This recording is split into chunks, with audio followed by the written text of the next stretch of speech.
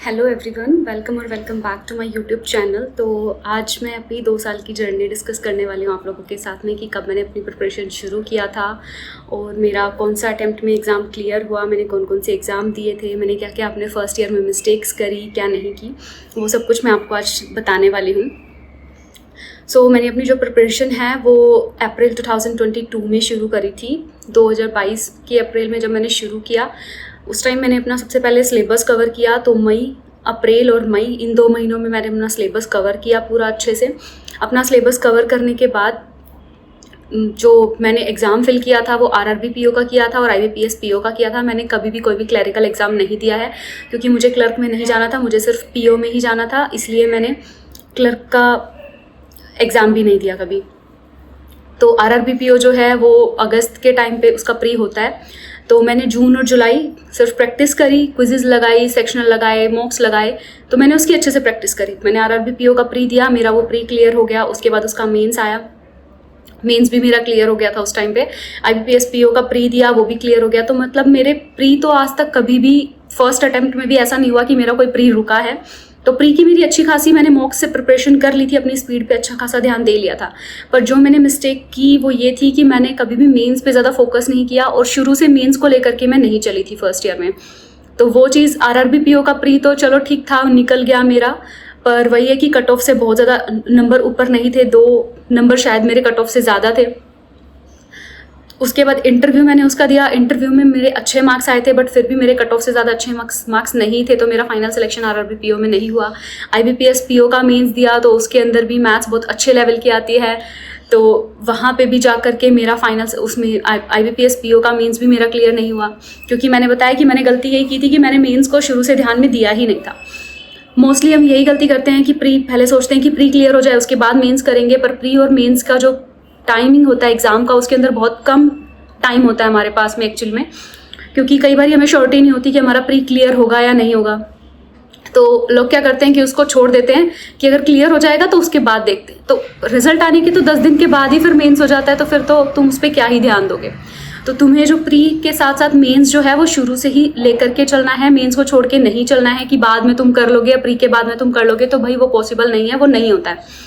तो वो बाद में फिर तुम्हें पछतावा तो होगा, जैसे मुझे फर्स्ट ईयर में हुआ था कि काश मैंने पहले से पढ़ लिया होता मेंस, तो शायद मैं थोड़ा अच्छा स्कोर कर पाती मेंस में, सिर्फ कट ऑफ ही क्लियर ना होती, थोड़ा अच्छा स्कोर होता तो मेरा फर्स्ट अटेम्प्ट में आरआरबी पीओ क्लियर हो जाता।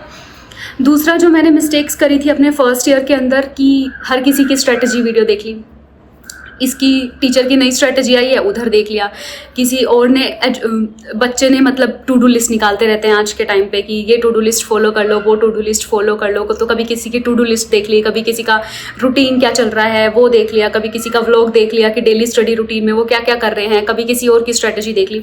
तो इन सब पे मैंने अपना बहुत टाइम वेस्ट किया अपने फर्स्ट ईयर में, क्योंकि शुरू में हमें गाइडेंस नहीं होती है कि हमारे लिए क्या सही होता है क्या नहीं होता है, हमें लगता है हमें सब कुछ देख लेना चाहिए। तो मैंने शुरू में यही गलतियाँ की थी कि मैंने इसका भी स्ट्रेटजी देखा, उसका भी स्ट्रेटजी देखा, पर भाई बंद करो ये सब, किसी की स्ट्रेटजी मत देखो।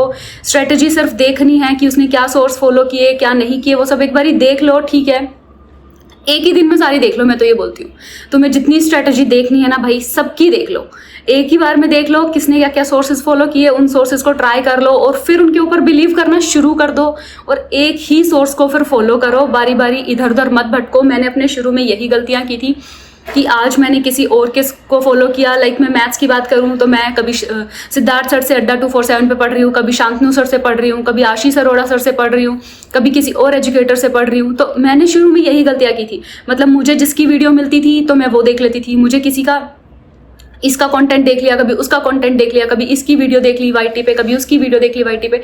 तो ये सब चीज़ें बहुत ज़्यादा तुम्हारा टाइम वेस्ट भी करेंगी और इन सब चीज़ों का कुछ आउटपुट भी नहीं निकलता है।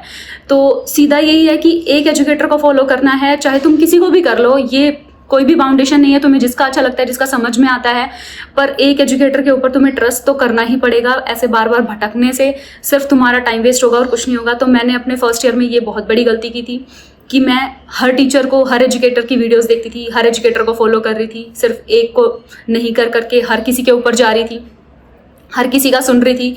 किसी ने आज ये टू डू लिस्ट बताई है तो कुछ दिन उसको फॉलो कर रही थी, किसी और ने कुछ और टू डू लिस्ट बता दी तो फिर कुछ दिन उसको फॉलो कर रही थी। तो ये सब चीज़ें भी बहुत ज़्यादा गलत हैं। और ये जो आजकल सब निकाल देते हैं कि 60 डेज चैलेंज, 60 डेज इस वीडियो को फॉलो करो या इस टू डू लिस्ट को फॉलो करो, या कोई डेली अपनी टू डू लिस्ट निकाल रहा है, तुम उसके ऊपर पहुँच जाते हो। भाई तुम ऑफिसर लेवल पोस्ट की तैयारी कर रहे हो, तुम बैंक में जाने वाले हो, तुम अभी बच्चे नहीं रहे हो, तो तुम स्पून फीडिंग का काम अब तुम्हारे लिए नहीं काम कर सकता है। कोई तुम्हारे लिए कैसे टू डू लिस्ट बना सकता है, मुझे तो ये समझ में नहीं आता है। सबकी स्ट्रेंथ और वीकनेसेस अलग अलग होती हैं। उसने अपनी स्ट्रेंथ और वीकनेस के अकॉर्डिंग वो टू डू लिस्ट बनाई है, तो वो तुम लोगों के लिए, सबके लिए कैसे काम कर सकती है। हो सकता है कुछ बच्चों के लिए काम कर सकती है, क्योंकि मे बी उसकी स्ट्रेंथ और वीकनेस जो सब्जेक्ट की है वो तुम्हारी हो वो मैच कर जाए, तो शायद वो तुम्हारे लिए फॉलो कर जाए, पर हर किसी के लिए वो बेनिफिट नहीं दे सकती है। तो ये तुम्हें समझना पड़ेगा कि तुम्हें जो टू डू लिस्ट है वो खुद के अकॉर्डिंग बनानी है, खुद के अकॉर्डिंग तैयार करनी है, तुम्हारी स्ट्रेंथ और वीकनेसेस को देख के तैयार करनी है। किसी की टू डू लिस्ट को ब्लाइंडली फॉलो मत करो भाई, इससे कुछ नहीं होगा। एक और साल अपना वेस्ट कर दोगे, फिर नेक्स्ट ईयर फिर से पछताओगे कि काश ये सब ना किया होता। तो बेटर है कि शुरू में ही समझ जाओ, सबकी देख लो एक बारी में, पर फिर जो खुद के लिए बेस्ट है वही करो, क्योंकि तुम्हें ही पता है कि तुम्हें कौन से सब्जेक्ट को कितना टाइम देना है। सामने वाला कैसे बता सकता है? अगर तुम मुझे बोलो कि तुम मुझे कोई टू डू लिस्ट दो, मैं तुम्हें कोई टू डू लिस्ट दूं फॉलो करने के लिए, तो वो तुम्हारे लिए कैसे वर्क कर सकती है? मुझे नहीं पता ना तुम इंडिविजुअल की क्या क्या स्ट्रेंथ और क्या वीकनेस है। मुझे कैसे पता होगा कि तुम्हारा कौन सा सब्जेक्ट अच्छा है, कौन सा सब्जेक्ट नहीं अच्छा है, कौन से सब्जेक्ट पे तुम्हें कितना टाइम देना चाहिए? तो ये सिर्फ फिगर आउट तुम खुद ही कर सकते हो। तो ये मिस्टेक्स तो प्लीज़ मत करना। मैंने अपने फर्स्ट ईयर में यही सब गलतियां की थी कि इधर उधर भटकना, बहुत सारे सोर्सेज को लेकर के चलना, किसी एक पे ट्रस्ट ना करना, और दूसरों की टू डू लिस्ट और स्ट्रेटजीज फॉलो करना, ये तो बिल्कुल ही मत करना। सेकेंड ईयर में मेरे एग्जाम्स, मैंने आरआरबी पीओ दिया, IBPS पीओ दिया, मैंने सिर्फ ये दोनों ही एग्जाम्स दिए थे और मेरे दोनों एग्जाम्स क्लियर हो गए हैं। और ये सिर्फ क्लियर इसी वजह से हुए हैं क्योंकि इस ईयर मैंने शुरू में ही सोच लिया था कि मुझे इधर उधर नहीं भटकना है। मुझे समझ में आ गई थी मेरी गलतियां कि मैंने क्या क्या मिस्टेक्स करी हैं। तो मैंने शुरू में ही अपने सारे एजुकेटर्स को एक बारी देख लिया, मुझे जिसका बेटर लगा, जो मुझे बेस्ट लगा, फिर मैंने उनको ब्लाइंडली ट्रस्ट किया है, उन्हीं के ऊपर विश्वास रखा है कि हाँ इनसे मेरा हो जाएगा। ये नहीं है कि किसी और ने अपनी मैराथन निकाल दी तुम उसी में दौड़ पड़े हो। ये नहीं कि किसी ने 50 क्वेश्चन ये निकाल दिए, 250 क्वेश्चन ये निकाल दिए और तुम उसी की तरफ चल दिए हो। भाई ये सब मत करना, अपना टाइम वेस्ट करोगे और कुछ नहीं होगा इससे ज़्यादा। तो ये सब चीज़ें मैंने अपने इस ईयर में नहीं की थी। एक ही सब्जेक्ट के एक ही एजुकेटर को फॉलो किया, जिसको तुम्हें अच्छा लगे उसको फॉलो करो, फिर उसी को लेकर के चलना है एंड तक, शुरू से लेके एंड तक फिर उन्हीं को फॉलो करना है। क्विज़ेस लगाओ, मॉक लगाओ, प्रैक्टिस करो जितनी ज़्यादा हो सकती है। प्रैक्टिस ही है जिससे तुम अपने एग्जाम्स निकाल सकते हो, अगर तुम्हारे कॉन्सेप्ट क्लियर हैं तो। इस साल मैंने जम के प्रैक्टिस की, वीडियोस पर टाइम वेस्ट करने से अच्छा है मैंने अपना टाइम मॉक्स में लगाया। प्री के टाइम पे मैं एक दिन में 3-3 मॉक्स लगाती थी, क्योंकि अपनी स्पीड मुझे इंक्रीज करनी थी। मुझे पता था कि मेरे कॉन्सेप्ट क्लियर हो चुके हैं। तो ये सब चीज़ों का तुम्हें ध्यान रखना है और मेंस को भी शुरू से लेते हुए चलना है। करंट अफेयर अभी से पढ़ना डेली शुरू कर दो, क्योंकि करंट अफेयर भी लास्ट में जाके एकदम से तुम इतना नहीं पढ़ पाओगे, वो बर्डन सा लगने लगता है और फिर वो छूट ही जाता है। तो कहीं ये ना हो फिर बाद में तुम मेंस के टाइम पे तुम्हारा करंट ना हो और तुम सेक्शनल में अटक जाओ। तो करंट अफेयर अभी से पढ़ना शुरू कर दो, मेंस के DI वगैरह लगाने शुरू कर दो, मेंस के मैथ्स के क्वेश्चंस लगाने शुरू कर दो, मेंस की पजल और सिटिंग अरेंजमेंट सॉल्व करना शुरू कर दो धीरे धीरे।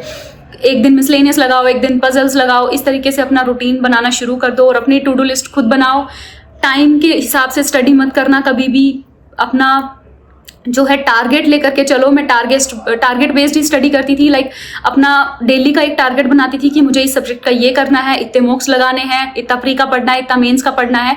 तो वो तुम लेकर के चलो। ये 6, 8, 10, 12 घंटे ये सब काउंट करके मत चलो कि खुद को सेटिस्फेक्शन इन सब चीज़ों से देना बंद कर दो कि भाई 6 घंटे पढ़ लिया तो बहुत अच्छा है, या 10 घंटे पढ़ लिया तो भाई मैंने बहुत कुछ कर लिया है।